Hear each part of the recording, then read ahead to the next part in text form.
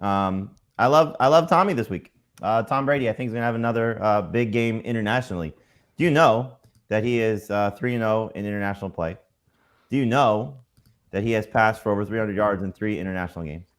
Do you know that he has thrown 3 touchdowns in every international game that he's played? And do you know, this is a fun one, that he is 258 yards away from becoming the quarterback with the most yards in international play? Do you know who number 1 is? Blake Bortles. Blake Bortles, who played 5 international Man, my Jeopardy streak continues. Yes. Tommy's only played 3. But I think, you start to see some signs of life. We've talked about this. I don't think this Seahawks secondary, while they played fantastic, is going to completely shut out the Bucs. He has now gone 7 straight games with 40 or more pass attempts. I think that's going to continue. 3 of those, he's been over 300 yards. I think he's going to be over 300 yards, and I think he gets multiple touchdowns. So that's been the thing that's escaped him. He's only done that once. I think he will now do that twice and now get close to a top 5 finish based on how the quarterback play looks this week, but an easy top 10 finish, and I have him ranked number 6 right now. Whew, okay, Tom Brady, number 6, ahead of, and he would be number 5 if Josh Allen doesn't play. Behind Tua. He could be number 3 if Kyler doesn't play. That's doesn't play. I mean, you have him ahead of him anyway. But he's up next if Josh Allen's up. And you have him ahead of Geno. Heath, who do you like better in that game, Geno Smith or Tom Brady? Tom Brady, and I agree with pretty much everything Jamie said. I had him, I think, a spot or 2 lower before I got the hint of who the start of the week was going to be. And he is the type of player that my projections will say one thing and I'll pull him back a little bit because the projections are just screaming. He's not going to have a 2.5% touchdown rate all season long. The guy is first in the NFL in completions, in attempts. He's second in passing yards. The only reason he's been a terrible fantasy quarterback is because his touchdown rate is less than half of his career norm. The touchdowns are coming. Bet on regression. Every week we say, "Oh, what's wrong with Tom Brady?" And we, we outline all these things. His receivers are dropping a lot of balls. They have no run game. Their offense is kind of crummy. Godwin's not himself. I can't say the only thing that's going wrong is this touchdown rate here. Statistically, if he had a touchdown rate that he normally has, or a touchdown rate that's the same as his worst rate in his career, just a 3.9% touchdown rate, he would be a top 10 quarterback. If he's throwing 2 touchdowns on a weekly basis. Yep. Yeah. Okay. He's a top 5 guy. I'm not saying that. Okay, I want to clarify, Adam. Doing that.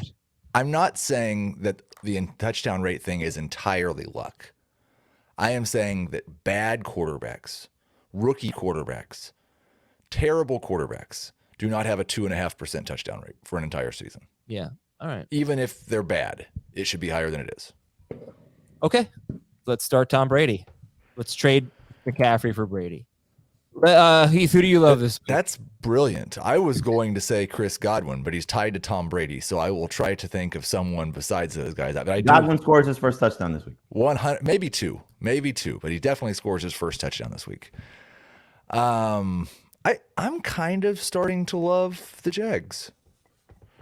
The Chiefs have been terrible against quarterbacks. They've been terrible against pass-catching running backs. They haven't been very good against wide receivers or tight ends. I think this could be a week where you see Trevor Lawrence, Travis Etienne, Christian Kirk, and Evan Ingram all 4 finish as top 12 options. Oh, okay. Let's go to players to avoid. Jamie, who are we sitting this week? It's hard to sit him, but if the receiving core stays the same, Justin Herbert could be in line for another miserable game. I mean, obviously the 49ers defense has been great. 2 quarterbacks have beat them up. One was Marcus Mariota, who had 28 points, 11 of which came with his legs. I don't think we're going to see Justin Herbert do that based on how little he's been running since the rib injury. So you saw last week what it looked like against Atlanta and that defense, which was a very beat-up secondary.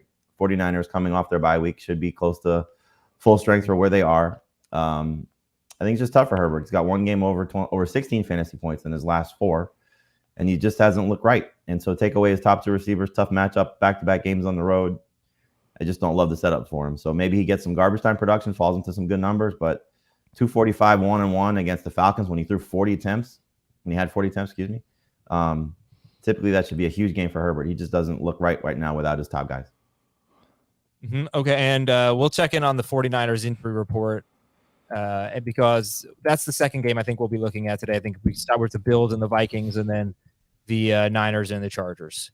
Josh Palmer, I think, is pretty interesting in that game for sure, because it is a much tougher matchup than what they had last week.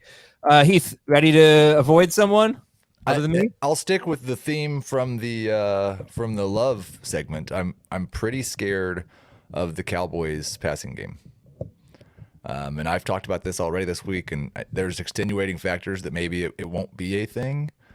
But the fact that they've just gone so run heavy over the last few weeks, Dak's thrown 27 and 25 passes in his first 2 games back. They're facing a Packers defense that is awful against the run, and while probably not as good without Gary against the pass, still I think better against the pass than they were against the run, and don't necessarily have an offense that can put up enough points to cause the Cowboys to throw more than they want to. I am worried that Dak's going to be in that 25 to 27 pass attempt range again. And if you look at his career, the last 3 years, it's 0.65 or 0.66 fantasy points per pass attempt, including rushing stats and everything. That's what he comes out at exactly over the last 3 years. This year, it's 0.60. So what that means is he's basically got to throw 30 passes for you to expect, more than 30 passes for you to expect 20 fantasy points. I don't expect him to throw more than 30 passes. I just find it interesting, because I asked this yesterday, that you like Garoppolo more. I don't see a difference between the two in terms of what the pass attempts will be and the defenses that they're facing. Yeah, there's similarities. The difference for me would be Garoppolo has much better weapons. I think he's going to be more efficient. He's been more efficient so far this year as a passer than Dak has been. Well, I mean, that's not fair. Dak's played 3 games. Well, he's been more efficient this year than Dak generally is. And he's averaging 31. He's always super efficient, yes. Yeah.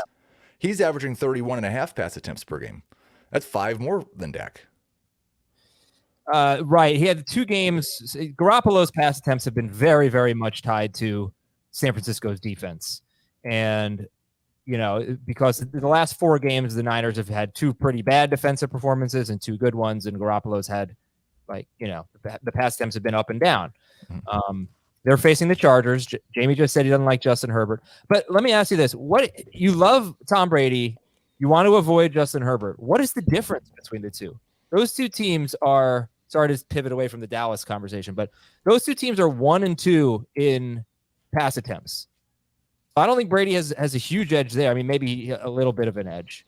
They don't run much, these 2 quarterbacks. Herbert, that's a shame for him. Brady, that's expected. Like, what is the difference? Is Seattle a much better matchup than San Francisco, who has been not such a great matchup since they lost Mosley, or not such a tough matchup since they lost Mosley? Well, how many games has Mosley played? How many games have they played without Mosley with Bosa? 1? 2? 2? 1 was the Chiefs, right? They still don't have Eric Armstead didn't practice yesterday. Ekuban didn't practice yesterday. They're still pretty beat up. I don't know if they're going to get help. Did. Greenlaw was limited, yes. I have Brady and Herbert almost exactly tied. I mean, Brady has his weapons. Herbert does not. That's a huge difference. Brady has his weapon. Oh, you're right. That's right. He's got K. Dotton, his best player. Look, it's just we need a little more Godwin. We need a little more from Godwin.